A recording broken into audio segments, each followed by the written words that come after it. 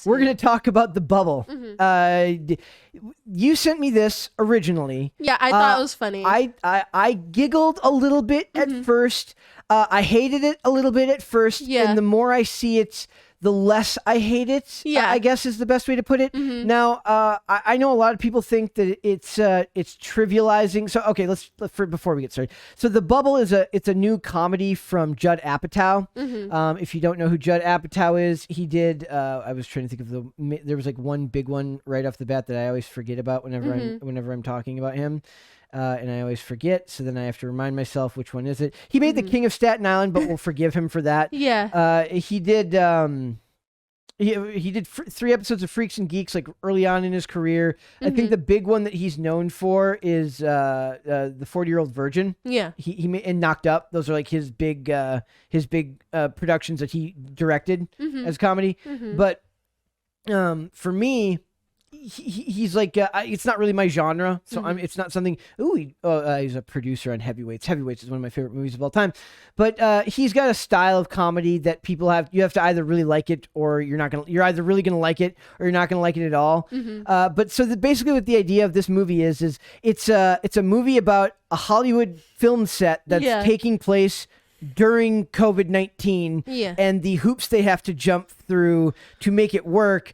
But of course, it's done in a way that is so ridiculous and over the top. Yeah. I, at one point, saw cocaine get snorted off of Keegan, what's his name's head? Michael Keegan Michael Key. Cocaine gets snorted off his bald head. Yeah. It's a beautiful thing. I think that that was like one of the things I wrote down. I'm like, WTF. But so it's one of these movies that has like a ridiculously big ensemble cast of like names you've heard of. David Duchovny's in there, Pedro Pascal, who I'm not a huge fan of, but I have to give him a pass because he's doing this and he's doing The Unbearable Weight of Massive Talent, the one with Nicolas Cage that we're gonna see. So Keegan Michael Key I like a lot. Kate McKinnon, I don't know how much of her stuff I've actually seen. I like Karen, but she's a pretty big she's a pretty big star. And Karen Gillan, I said Kate McKinnon, not Karen Gillan. Yeah, Karen Gillan is very well known now for Iron Man, for playing did you see the voice from Iron Man? She's I don't remember that, but she's also in Jumanji. Yes. No, isn't she the voice of like Iron Man's suit? I don't know. I'm gonna look it up. Okay, but yeah, I only remember her from Jumanji. Like, she's the character that basically she gets played as, like the dorky girl becomes the pretty Nebula. girl. She's Nebula Yes. in Guardians of the Galaxy. Sorry, who is it that plays the voice? No, I can't remember. You should look it up. Okay. Okay, who plays the voice of? Okay, so this movie, the concept is, but like for a lot of people, it's going to hit too close to home. Remember, a lot of us, we had businesses shut down. You lost your jobs. We struggled and we suffered for 2 years. I was listening to the Tim Dillon podcast today, and he's talking about how we deserve a summer this year without high inflation, gas prices, because of just how awful the last 2 years have been. And making movies couldn't have been easy, but the average person like us isn't going to have a lot of sympathy for a bunch of rich people who have trouble doing their jobs. You're just not. I think that in a way, this is going to make it so ridiculous that it's not going to, hopefully, if you're not too sensitive, which you shouldn't be, like you can watch this and not be like, look at them, they're making fun of us, whatever. The name of the movie they're working on is my favorite part. It's called Cliff, the fake movie. So within this movie, they're trying to film a movie during COVID-19. The name of the movie is Cliff Beast 6, and it's supposedly the story is based on their Sharknado. No. Supposedly this is based on the trouble getting Jurassic Park Dominion filmed during COVID-19. So, it's also got Judd Apatow's daughter in it. I always wonder how people, because I'd never heard of. I think it's Iris Apatow. Yeah. I always feel weird, like, for instance, I'm looking at this thing where like all the stars are listed: Karen Gillan, David Duchovny, Keegan Michael Key, Leslie Mann. Iris Apatow is the only one that doesn't have like a link, like the red name that links to previous work. Like, do you ever think they feel weird about like getting hired as like I don't want to say like nepotism, because I don't know how talented she could be, the most talented actress in the world. I don't know. It's the same thing with Angelina Jolie. Like, her dad was a famous director. But John Voight was a famous actor. My bad. Who's the director guy that basically had his daughter play in something? I forgot. It's Bryce Dallas Howard, maybe Ron Howard's daughter. Yeah. Now she's a director as well. Yeah.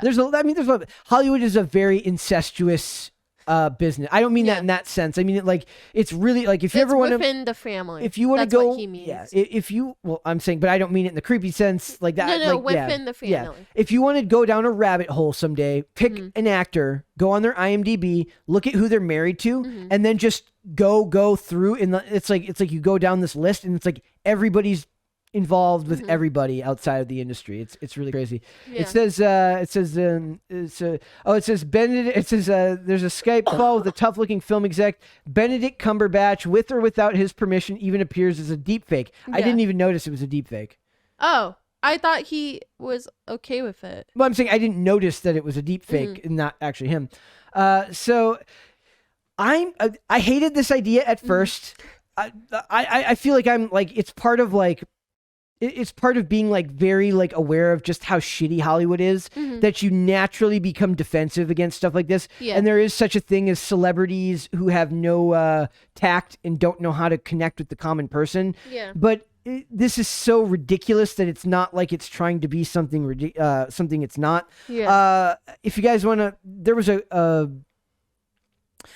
a like an audio recording that came out of Tom Cruise when they were filming Mission Impossible during COVID, where he cusses up a storm at a couple of workers who weren't wearing their masks, and a lot of people are like, "Look at this guy; he's being a tyrannical boss. What a piece of shit." Yeah. But the thing is he's trying to make this movie. Now, I don't know what his stance is on COVID. I don't know. I don't know what he believes, but I do know that at that time, the rules were that everyone had to have their masks on and everyone had to do this. And so here's this guy who's producing this movie, which means he's not just acting in it; he's producing as well. So he's sunk a lot of money into this, and he gets mad when everybody's not taking it seriously. Yeah. Because it's not just money for him. He's like in the clip, he says.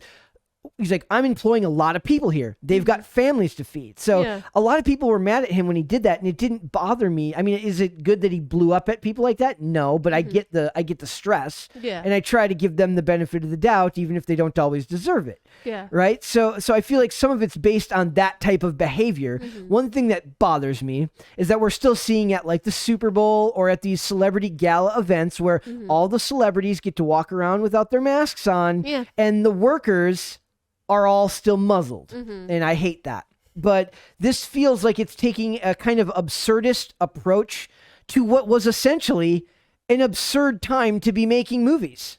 Like as far as what the government regulated, what the studios had to regulate, as far as limiting their liability for getting sued. Yeah. Like it's an absurd idea for an absurd theme of a fake movie called Cliff. Like just make Cliff B6. Yeah. How about that? Can we just get Cliff B6 made? That would be funny like if it's a this sequel is like, to Sharknado. Yeah. That would be amazing. It would be funny if it's actually a real movie that they're actually planning to do, and everybody's like, "What happened to the other 5 movies? Don't worry about it." That would be cool. That like remember what was a couple of years ago? There was like a found footage horror movie that was coming out, and then they didn't tell anyone until the day of the movie's release that it was a Blair Witch Project remake. It was called something vaguely. Hollywoodish, but look up Blair Witch Project remake reveal or something like that. But that's kind of like I don't know why that popped in my head, but that popped into my head. So it says this other article just says the Bubble trailer, Judd Apatow's Netflix comedy, puts a star-studded film set in lockdown. So the idea is that all this stuff is happening while you're. I don't know if you guys spent much time. I was a loner. Lockdown didn't really affect me all that much at that time. I wasn't working here at the time. I went to work every day and I went home, and when you're already an introvert, I still skated every day. Half the businesses were shut down. My life wasn't affected all that much. The Omen, Ring, Carrie. No. I don't. I don't know what it's called. I searched it up exactly how you said it, and they keep on showing Blair Witch. So it was the Blair Witch, but it was called something else up until the day. I forget what it is now. So it says, Netflix has released a trailer for The Bubble, Judd Apatow's upcoming comedy about a cast of crew blockbuster the cast and crew of a blockbuster movie in production during COVID-19 pandemic. Like I said, my instinct is to not like this idea. What's funny about this is I hate. This speaks to the duality of man. I hate shows that are using COVID-19 in storyline. Yeah, but like, they called it influenza. In the movie. in the trailer, but they're like, but that's the good virus. Yeah. But I like when I'm watching TV shows, like if I'm watching a police procedural, I hate seeing masks. I hate being taken out of I want entertainment to be escapism. Yeah. I understand why there's a certain argument to be made that you can't ignore something like this in the history books.